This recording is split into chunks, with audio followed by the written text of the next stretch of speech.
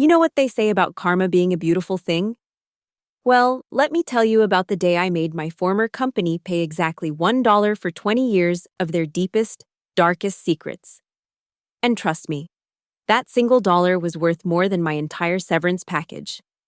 My name is Marina Collins, and I spent 2 decades building the HR department at Blackstone Analytics from the ground up.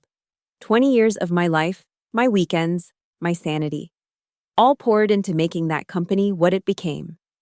I knew every employee's salary, every executive's dirty laundry, every skeleton in every corporate closet. I was the keeper of secrets, the guardian of confidentiality, the one person everyone trusted with their most sensitive information. Until the day they decided I was too expensive to keep around. It started on a Tuesday morning in March. I remember it perfectly because I had just finished my morning coffee and was reviewing the quarterly diversity reports when my phone rang. It was Janet Kruger, our Chief Operations Officer, asking me to come to her office immediately. The tone in her voice made my stomach drop. But I told myself it was probably just another executive drama to manage. I walked into Janet's corner office with its floor-to-ceiling windows overlooking downtown Seattle, expecting to discuss the usual corporate politics or maybe a sensitive termination case. Instead, I found Janet sitting behind her mahogany desk with a manila folder in front of her and the most uncomfortable expression I'd ever seen on her face. "Marina, please sit down," she said, gesturing to the chair across from her desk. "We need to talk." I knew. Somehow, in that moment, I knew exactly what was coming. Maybe it was the way she wouldn't meet my eyes, or the way her fingers drummed nervously on the desk. Or maybe it was just the instinct you develop after 20 years in HR. You learn to read people, to sense when something's about to go terribly wrong. As you know, we've been conducting a comprehensive review of our operational costs. Janet began, her voice taking on that rehearsed quality that meant she'd practiced this speech. The board has made some difficult decisions about restructuring several departments. I sat there, perfectly still, waiting for the axe to fall. After 2 decades of delivering this exact speech to hundreds of employees, I knew the script by heart. The corporate buzzwords, the fake sympathy, the carefully crafted language designed to make firing someone sound like a business necessity rather than a personal betrayal. "We've decided to consolidate our HR functions with our Portland office," she continued. "This means we'll be eliminating your position here in Seattle, effective immediately." Immediately. Not 2 weeks' notice, not a month to transition my responsibilities, not even a courtesy warning, immediately. After 20 years of service, of building their HR department from scratch, of working 60-hour weeks and missing family dinners and canceling vacations whenever they needed me, I was being discarded like yesterday's newspaper. "I understand this is a shock," Janet said, finally meeting my eyes. "But we're prepared to offer you a generous severance package." Generous. The word tasted bitter in my mouth. I'd seen their idea of generous before, and it usually involved a lot of legal language designed to prevent lawsuits and very little actual generosity. "How generous?" I asked, my voice surprisingly steady. Janet slid the manila folder across the desk. 6 months' salary, plus your accrued vacation time, plus continuation of your health benefits for the same period. All contingent, of course, on your signing the non-disclosure and non-compete agreements. I opened the folder and skimmed through the papers. Standard termination package, nothing particularly generous about it.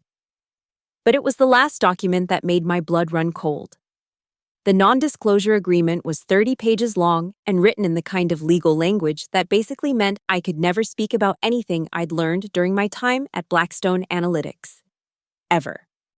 "You want me to sign away my right to discuss anything about my 20 years here?" I asked. "It's standard practice," Janet replied. "You understand the sensitive nature of the information you've had access to." Sensitive information. That was putting it mildly. I knew about the sexual harassment settlements they'd quietly paid out. I knew about the accounting irregularities that would make the SEC very interested. I knew about the tax avoidance schemes, the illegal hiring practices, the environmental violations they'd covered up. I knew where all the bodies were buried because I'd helped dig half the graves. "I need time to review this," I said, closing the folder. Of course, take all the time you need, but please understand that this is effective immediately. Security will escort you out once you've gathered your personal belongings. Security? After 20 years, they were treating me like a criminal. I stood up, holding the folder against my chest like a shield, and walked out of Janet's office with as much dignity as I could muster. But inside, I was burning with a rage I'd never felt before. The walk back to my office felt like a funeral march. I could feel eyes on me from every cubicle, every office, every conference room. Word travels fast in corporate environments, and I could see the mixture of sympathy and relief on people's faces. Sympathy for me, relief that it wasn't them. My office was on the 14th floor, a corner space I'd earned through years of hard work and dedication. The walls were covered with awards, certifications, and photos from company events. 20 years of memories, 20 years of achievements, 20 years of life about to be packed into a cardboard box and carried out by security. I sat down at my desk and looked around the room that had been my second home for so long. The family photos on my desk, the coffee mug my daughter had given me for Mother's Day, the small succulent plant I'd somehow managed to keep alive despite my complete lack of gardening skills. These were the remnants of a life I'd built around this job, around this company that had just thrown me away like garbage. That's when I noticed something that made me pause. My computer was still logged in. In their rush to get rid of me, they'd forgotten the most basic security protocol. They'd forgotten that I still had access to everything. I stared at the screen for a long moment, watching the cursor blink in the search bar of our employee database. 20 years of files, 20 years of records, 20 years of secrets. All just a few clicks away. And for the first time since walking into Janet's office, I smiled. But I didn't act on it. Not yet. I was too smart for that. Too professional. Instead, I began the sad task of packing up my office, carefully placing each item in the cardboard box security had provided, the photos, the awards, the personal mementos of a career that had just ended without warning. It took me 3 hours to pack everything, 3 hours to dismantle 20 years of my professional life. And through it all, I kept thinking about that non-disclosure agreement, about the way Janet had delivered the news, about the complete lack of respect or consideration for everything I'd done for this company. By the time security showed up to escort me out, I'd made my decision, but it wasn't the decision they expected. "Ready to go, Ms. Collins?" asked the security guard, a young man I'd helped hire just 6 months earlier. He looked embarrassed, uncomfortable with the situation. "Almost, Derek," I replied, remembering his name from his hiring paperwork. "Just need to log out of my computer." I sat back down at my desk and placed my hands on the keyboard. Derek stood behind me, probably assuming I was going through the normal logout process. Instead, I opened my email and began typing. The email was simple, addressed to myself at my personal email account. No text in the body, just a single attachment. 20 years of employment records, salary information, executive compensation packages, legal settlements, and a few other choice documents that painted a very interesting picture of Blackstone Analytics business practices. I hit send and watched the progress bar creep across the screen. 45%, 60%, 85%, 100%, sent. Then I logged out, stood up, and smiled at Derek. All done. The walk to the elevator was surreal. Colleagues I'd worked with for years avoided eye contact, probably afraid that acknowledging me would somehow make them the next target. The elevator ride down 14 floors gave me time to think about what I'd just done and what I was going to do next. In the lobby, Derek handed me my temporary visitor badge and shook my hand. "Good luck, Ms. Collins," he said quietly. "You are always fair to everyone here." I thanked him and walked out of the Blackstone Analytics building for the last time as an employee. But as I stood on the sidewalk, looking up at the glass and steel monument to corporate greed, I knew it wouldn't be the last time I'd have an impact on that company. The next few weeks were a blur of anger, depression, and planning. I reviewed the severance package with my lawyer, a sharp woman named Patricia Wong who specialized in employment law. She confirmed what I already suspected. The non-disclosure agreement was extremely broad, and would essentially prevent me from ever discussing my time at Blackstone Analytics with anyone, for any reason. They're basically trying to buy your silence, Patricia explained during our first meeting, and 6 months' salary is a pretty cheap price for 20 years of potential testimony. What if I don't sign it? I asked. Then you don't get the severance package, but you also don't get bound by the non-disclosure agreement. That conversation planted the seed of an idea that would eventually grow into the most satisfying revenge I'd ever orchestrated. But first, I had some research to do. I spent the next month diving deep into everything I knew about Blackstone Analytics. I reviewed the files I'd sent to myself, cross-referenced them with public records, and began building a comprehensive picture of the company's questionable business practices. What I found was even worse than I'd remembered. The sexual harassment settlements weren't just isolated incidents. There was a pattern of behavior, a culture of protecting certain executives while silencing their victims. The accounting irregularities weren't just creative bookkeeping, they were deliberate attempts to hide losses and inflate profits for shareholders. The environmental violations weren't just oversights, they were knowing decisions to cut costs at the expense of public safety. But the most damning information was about their tax avoidance schemes. Blackstone Analytics had set up a complex network of shell companies and offshore accounts to hide billions of dollars in profits from the IRS. It was sophisticated, it was illegal, and it was going to be very expensive to fix if the right people found out about it. And I knew exactly who the right people were. The idea came to me while I was reviewing my own employment contract, specifically the section about intellectual property and confidentiality. There was a clause I'd never paid much attention to before. Something about the company's right to purchase any information or materials developed by employees during their tenure. It was standard boilerplate language, probably copied from some legal template, but it gave me an idea. If Blackstone Analytics had the right to purchase information from me, then I had the right to sell it to them. And since they'd terminated me without cause, I was no longer bound by the employment agreement that would have prevented such a sale. I called Patricia and explained my plan. She was quiet for a long moment, then asked me to repeat it to make sure she'd heard correctly. You want to sell your former employer their own confidential information? She asked. Technically, I want to offer them the opportunity to purchase information that could be potentially damaging to them if it fell into the wrong hands. I replied, It's a perfectly legal business transaction. Patricia laughed, actually laughed out loud. Marina, this is either the most brilliant or the most insane thing I've ever heard. Let me do some research and get back to you. 2 days later, she called with good news. It's legal, she said. Unethical as hell, but legal. The key is in how you structure the offer. You can't threaten to release the information if they don't buy it, because that would be extortion. But you can offer to sell them information that might be of interest to them. And if they refuse to buy it, then you're free to sell it to whoever you want. Competitors, journalists, government agencies, anyone who might find it valuable. The next step was crafting the offer. I spent weeks writing and rewriting the letter, making sure every word was perfect.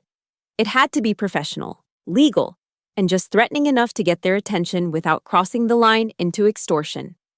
The final version was a masterpiece of corporate communication.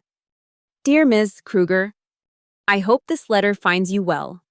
As you know, during my 20 years of service at Blackstone Analytics, I had access to a considerable amount of confidential information regarding the company's operations, financial practices, and strategic decisions. In the interest of maintaining the confidential nature of this information, I would like to offer Blackstone Analytics the opportunity to purchase all documents, files, and records in my possession related to the company's business activities. This includes, but is not limited to, employment records, financial documents, legal correspondence, and strategic planning materials. I believe this information could be of significant value to the company, particularly given the sensitive nature of some of the contents. I am prepared to offer the entire collection for the nominal sum of $1, which would transfer all rights and ownership of the materials to Blackstone Analytics. If you are not interested in this purchase, I will assume that Blackstone Analytics has no objection to my disposing of these materials as I see fit, including potentially offering them to other interested parties. Please let me know your decision by the end of the business day on Friday, May 15th. Time is of the essence, as I have already received inquiries from several parties who might be interested in acquiring this information. Sincerely, Marina Collins. I read the letter at least 50 times before finally printing it and mailing it to Janet's office. Then I sat back and waited for the fireworks to begin. The response was faster than I'd expected. My phone rang at 8:30 a.m. the next morning, less than 24 hours after I'd mailed the letter. The caller ID showed Blackstone Analytics' main number. Marina, this is Janet. We need to talk immediately. Good morning, Janet, I replied, savoring the panic in her voice. I assume you received my letter? What the hell do you think you're doing? She demanded. This is a legitimate business offer, I said calmly. I have information that might be valuable to Blackstone Analytics, and I'm offering to sell it to you for the nominal sum of $1. It's really quite generous, considering what some of your competitors might be willing to pay for the same information. There was a long silence on the other end of the line. I could practically hear the gears turning in Janet's head as she tried to figure out how to handle this situation. We need to meet, she said finally. Today, can you come in at 2 o'clock?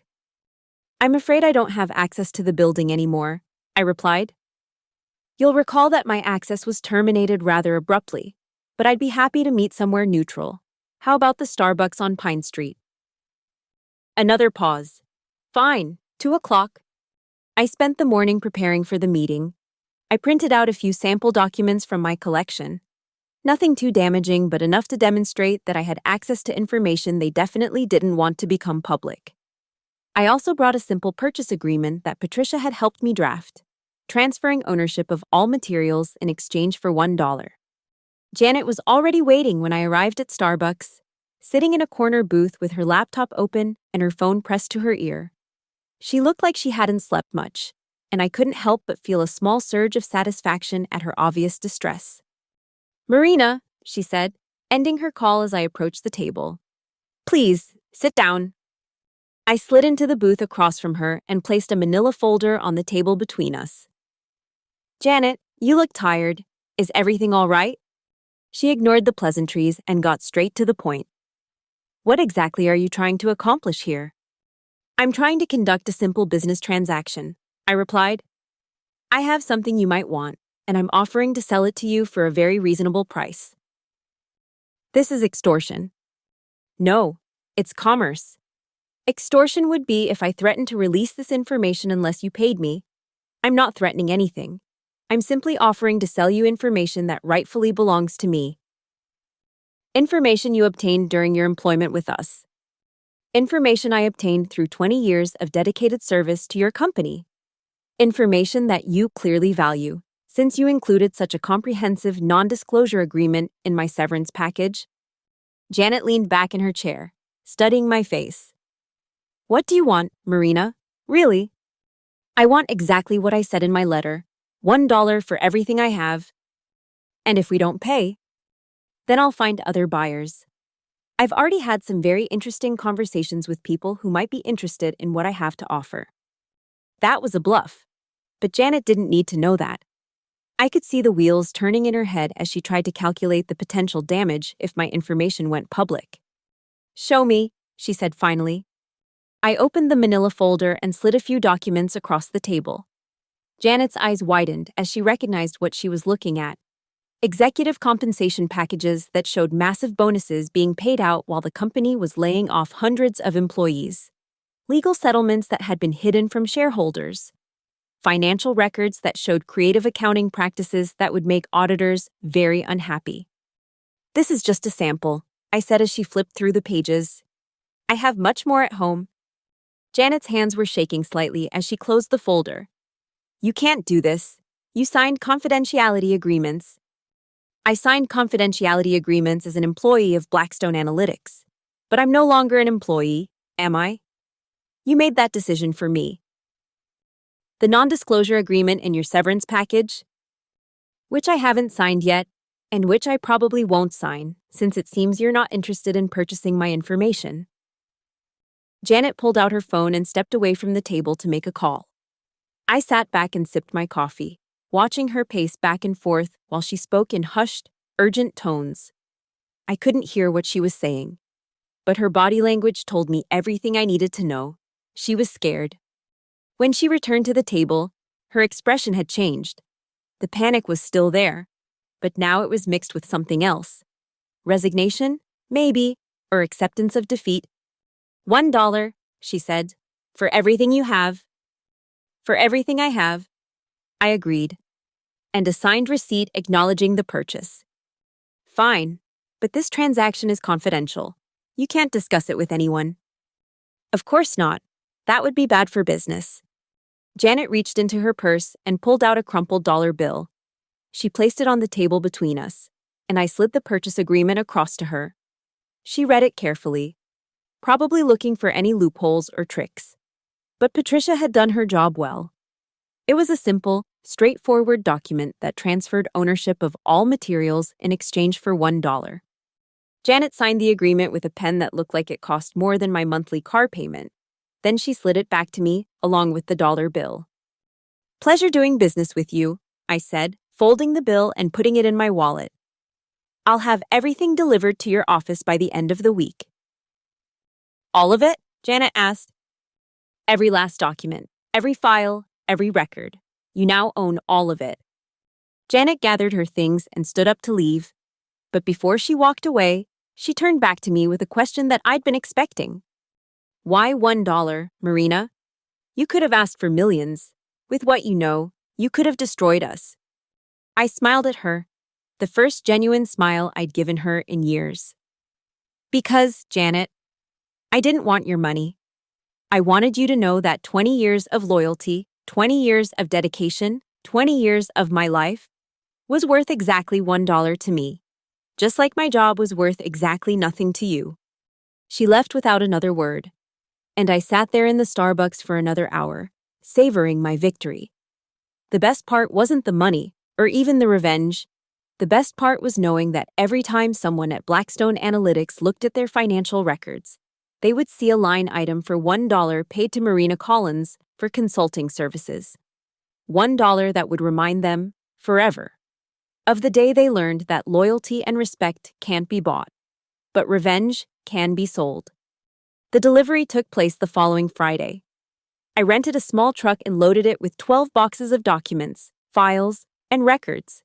20 years of corporate secrets, all neatly organized and cataloged, ready for pickup. I even included a detailed index so they could find exactly what they were looking for. Janet wasn't there to receive the delivery. She'd sent her assistant, a nervous young woman who looked like she'd rather be anywhere else. I helped her load the boxes into the freight elevator and watched as they disappeared up to the 14th floor. As I was walking back to my truck, I noticed Derek, the security guard who'd escorted me out of the building, standing by the entrance. He waved me over. "Ms. Collins," he said, glancing around to make sure no one was listening. "I heard what you did. The whole building's talking about it." "What exactly are they saying?" I asked. Derek grinned. "They're saying you're either crazy or brilliant. Maybe both." "And what do you think?" "I think," he said, lowering his voice to a whisper, "that you're my new hero." I laughed and shook his hand. "Take care of yourself, Derek. And remember, loyalty is a two-way street."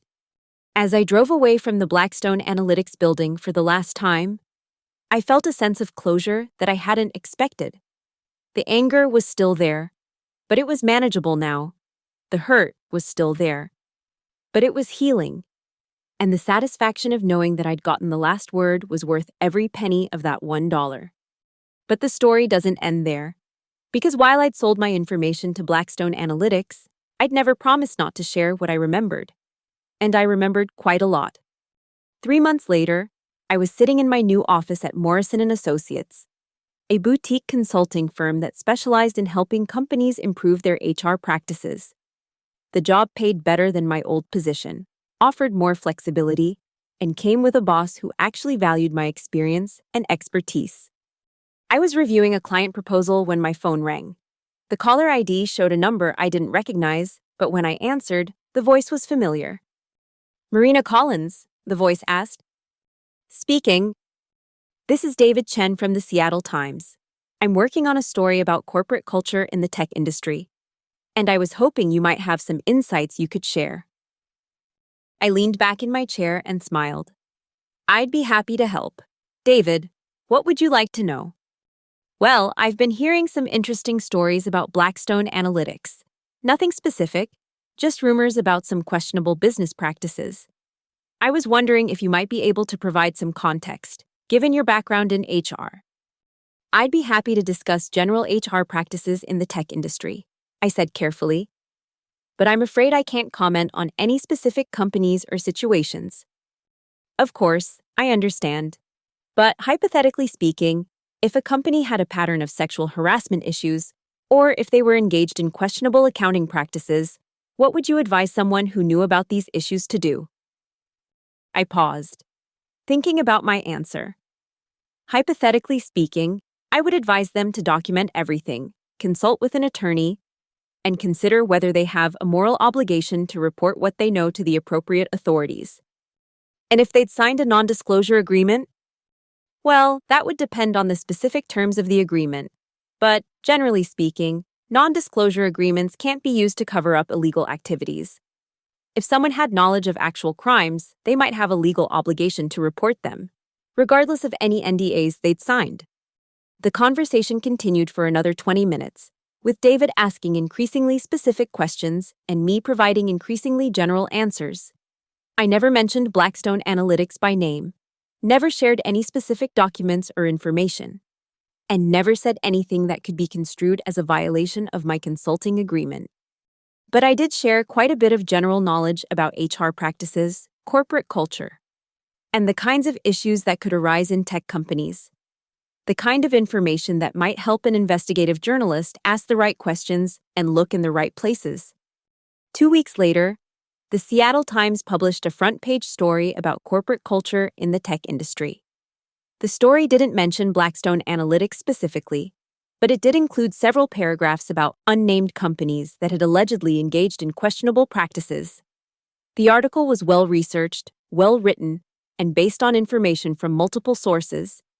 It also sparked a broader investigation into the tech industry's business practices, which eventually led to several federal investigations and a class action lawsuit against Blackstone Analytics. Not because of anything I'd said or done, but because once journalists and investigators started asking the right questions, they found their own evidence.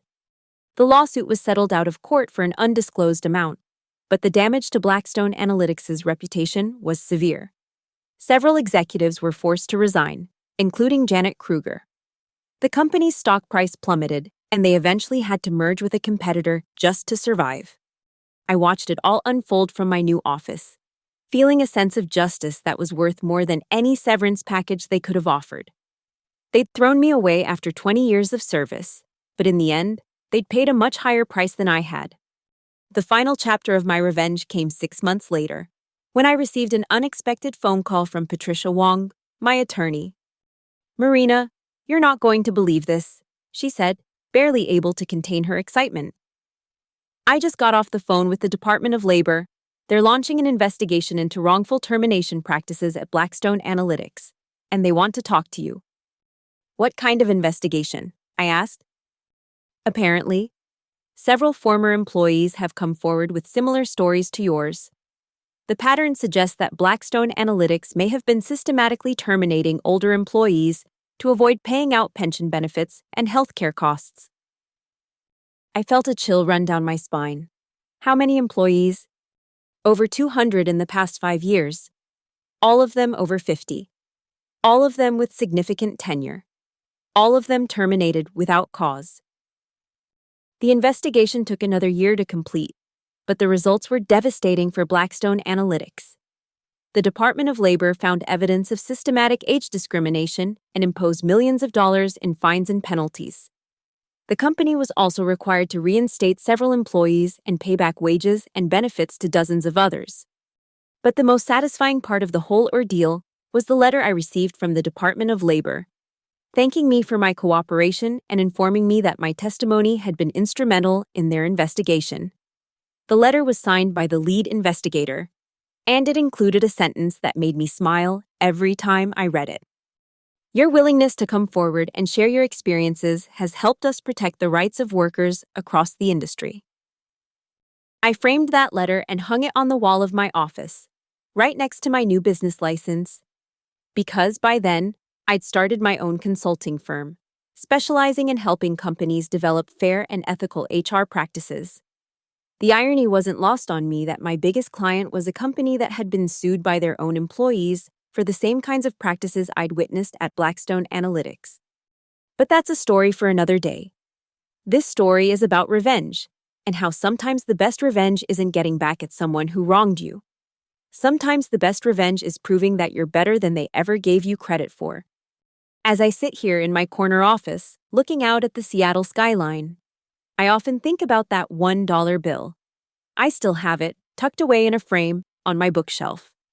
It's a reminder of the day I learned that my 20 years of loyalty were worth exactly $1 to Blackstone Analytics. But it's also a reminder of something else. That $1 represented the price of their secrets, the cost of their silence, and the value of their reputation. And in the end, that single dollar cost them everything. They thought they could buy my silence for $1. Instead, they bought themselves a front row seat to their own destruction. And you know what? It was worth every penny.